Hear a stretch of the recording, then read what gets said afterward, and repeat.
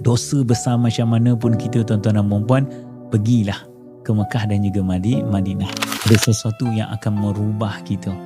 Siapa yang berjalan, tuan-tuan, saya tak tahu orang perempuan dapat tengok ataupun tidak, tapi orang lelaki, siapa yang pergi menziarahi baginda Rasulullah, di hadapan pintu kawasan Raudhah ada satu surat cinta baginda Rasulullah kepada kita. Mungkin bukan pada tuan-tuan lah, tapi mungkin kepada saya, tuan-tuan dan puan-puan, seorang yang berdosa. Ada satu, tuan-tuan, perkataan yang dikatakan oleh Muhammad sallallahu alaihi wasallam, syafaati li ahli al-kabair min ummati.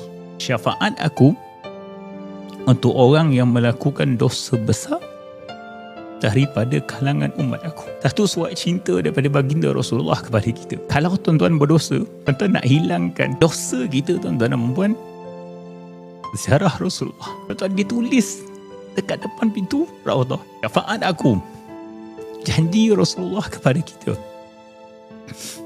Wahai orang yang berdosa, orang yang tak berdosa, tuan-tuan, dia tak perlukan syafaat Rasulullah. Tapi orang yang berdosa, dia kata apa? Syafaat aku untuk umat aku yang melakukan dosa-dosa besar. Tuan-tuan tolong bercita-cita, tuan-tuan. Kita duduk dekat dengan baginda Rasulullah. Kemudian, tuan-tuan, kita nyatakan kesalahan kita. Kita nyatakan kesilapan dan kekurangan kita. Seriusnya, tuan-tuan boleh pergi tengok tau. Di atas tu dengan tulisan yang berwarna emas.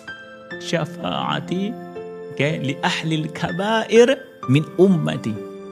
Syafaat aku untuk orang yang melakukan dosa besar daripada umat aku. Allahu Akbar.